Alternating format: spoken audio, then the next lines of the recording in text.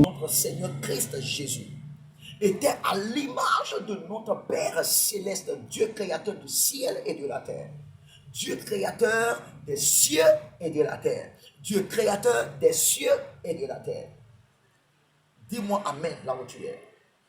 Le produit étant à l'état, bruit de notre Seigneur, n'en avait pas connu quoi que ce soit appelé transformation, quoi que ce soit, passé par quoi que ce soit. Mais la Bible déclare dans le livre de Genèse au chapitre 1, dans la livre de Genèse au chapitre 1, au verset 27, il a dit quelque chose. Il a dit, Dieu créa l'homme à son image. Dieu créa l'homme à son image et il le créa à l'image de Dieu.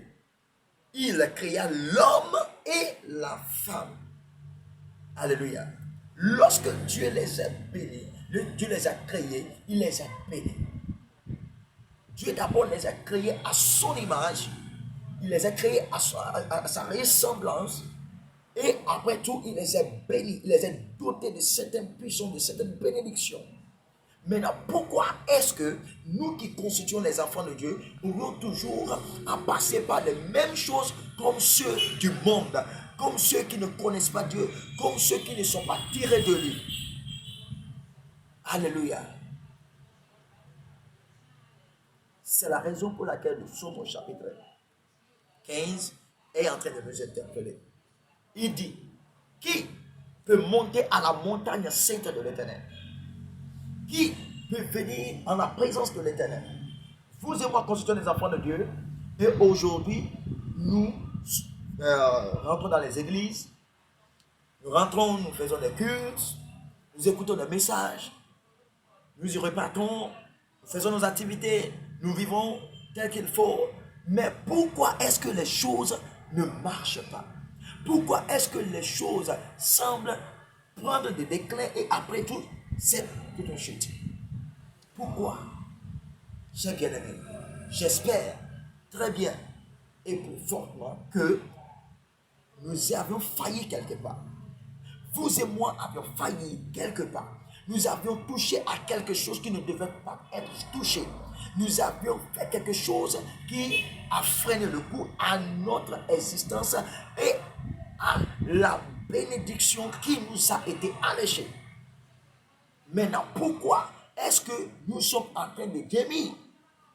C'est parce que nous n'avions pas pris le temps de pouvoir bien examiner et de pouvoir bien faire les calculs avec celui qui nous a envoyés sur la terre ou celui qui nous a créés. Dans le livre de Genèse, la Bible dit Dieu a créé l'homme et la femme à son image. Après tout, la Bible nous fait comprendre qu'il a créé Adam, il est placé dans un jardin. Dans le jardin, Dieu lui a donné des instructions. Et dans ces instructions, il va falloir que Adam puisse vraiment écouter les instructions de l'Éternel afin que ces instructions puissent l'aider à pouvoir vivre une vie pieuse, une vie d'abondance, une vie d'aisance, une vie de Zoé sur la terre. Chers bien-aimés. Mais pourtant, la Bible nous fait comprendre qu'arrivé à un moment, ce monsieur a été corrompu. Ce monsieur s'est laissé prendre par les forces. Il s'est laissé prendre par les puissances. Il s'est laissé prendre par les imaginations. Ce que disent les gens. Ce que pensent les gens de ce monde. Et voilà, il a perdu ce qui lui a été donné. Il a commencé par souffrir. Il a perdu l'accès à la montagne sainte de Dieu. Il a perdu l'accès à la présence de Dieu. Il a perdu l'accès à ce que Dieu lui avait donné comme bénédiction. Maintenant, c'est lui qui court vers les bénédictions. Ce n'est pas que les bénédictions maintenant courent vers lui, mais c'est lui qui court pour tâcher les bénédictions.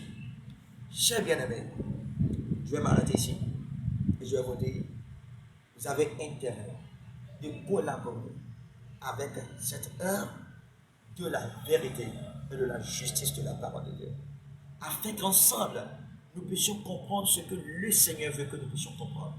Afin que nous puissions revenir vers le pâturage de notre Père, vers la bergerie, afin de brouter des herbes, afin de manger la nourriture céleste qu'il nous faut. Laisse-moi vous dire quelque chose. Si vous ne mangez pas la nourriture qui vous est due, et que vous mangez n'importe quoi, mon frère, vous ne serez jamais et jamais rassasié. Vous serez fétiche. Vous serez vraiment chétif. Vous allez grandir, tant bien que vous mangez, vous allez grandir en étant des enfants atteints de kwashiorkor. En grandissant, étant atteints de pas mal de maladies, de la tuberculose, des maladies qu'on ne peut pas nommer. Alléluia. Ce qui veut dire, ce que vous mangez vous porte de la poisse. Chers bien-aimés, je vous invite, dans le nom de Jésus, à collaborer avec ces instants et partager au maximum si le message vous fait du bien, au nom puissant de Jésus. Joignez-moi sur le plus 228, le 91 46 51 52 ou le plus 228 99 53 63 07. Restez bénis. Amen. Shalom. Bye bye.